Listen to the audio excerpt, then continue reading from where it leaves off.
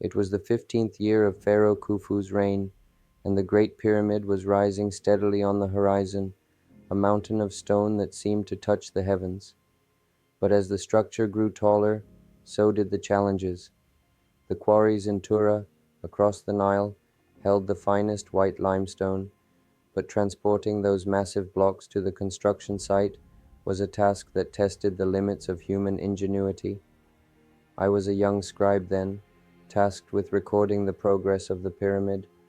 My master, Senenmut, the chief overseer of the project, often said, "Amunhotep, the gods have blessed you with a steady hand and a keen eye. Use them to immortalize this great work." And so I did. But it was not just the grandeur of the pyramid that captured my attention.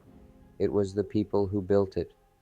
One such man was Hapuseneb, a young engineer from the city of Memphis.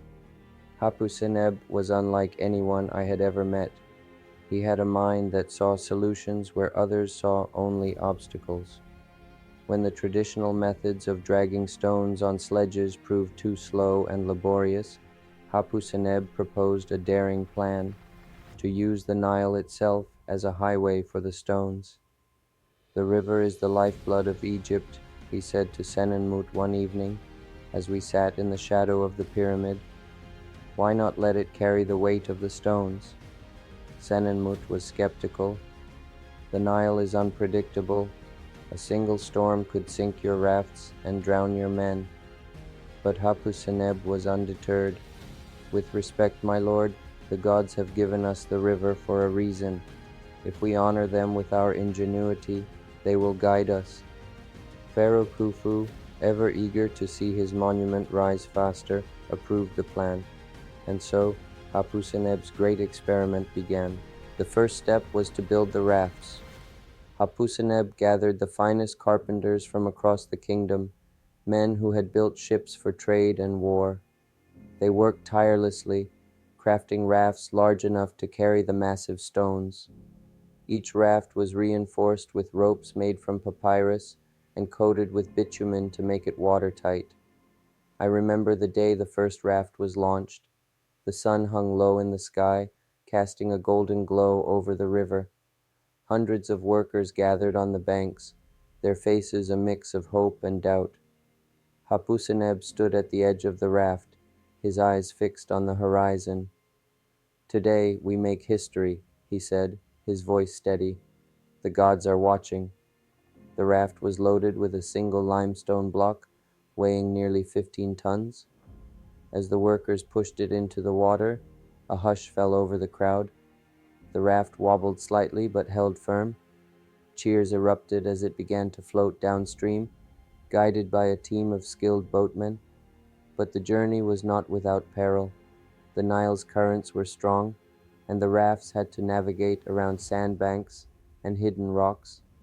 Hapuseneb himself often stood at the helm, shouting orders to the boatmen. "Steer left, watch the current, hold steady." One day, disaster struck. A sudden storm swept across the river, churning the water into a frenzy. One of the rafts capsized, sending its precious cargo sinking to the riverbed. The workers panicked, but Hapuseneb remained calm. "We will retrieve the stone," he declared. "The river has taken it, but we will not let it keep it." Divers were sent to recover the block, and after days of effort, they succeeded. Hapuseneb ordered sacrifices to be made to Hapi, the god of the Nile, to ensure the river's favor. From that day on, the rafts bore small offerings, bread, fruit, and flowers, to appease the gods. Months turned into years, and Hapuseneb's method proved a resounding success. The rafts carried thousands of stones from the quarries to the construction site, cutting the time and labor needed to build the pyramid. The workers, once skeptical, now revered Hapuseneb as a man touched by the gods. But Hapuseneb was not one to rest on his laurels. He continued to innovate, devising new tools and techniques to improve the construction process. He even designed a system of canals to bring the rafts closer to the pyramid, reducing the distance the stones had to be dragged. I often asked him why he worked so tirelessly. "This pyramid is not just a tomb for the pharaoh," he told me one evening as we watched the sun set over the Nile. "It is a testament to what we, as a people, can achieve. Long after we are gone, it will stand as a reminder of our greatness." Hapuseneb's legacy lives on, not just in the pyramid, but in the hearts of those who worked alongside him. When the final stone was placed atop the Great Pyramid, he stood at its base, his face etched with pride and exhaustion. "We have done it," he said, his voice barely above a whisper. "We have built a wonder for the ages."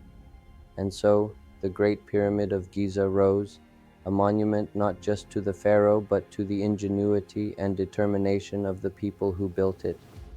As for Hapuseneb, his name may not be carved in stone, but his story lives on in the annals of history, a testament to the power of human creativity and perseverance. If you enjoyed this story, don't forget to hit the subscribe button and join the family here at Talespire Animations. By subscribing, you'll never miss out on more captivating tales and adventures. Thank you for watching, and I can't wait to share more with you.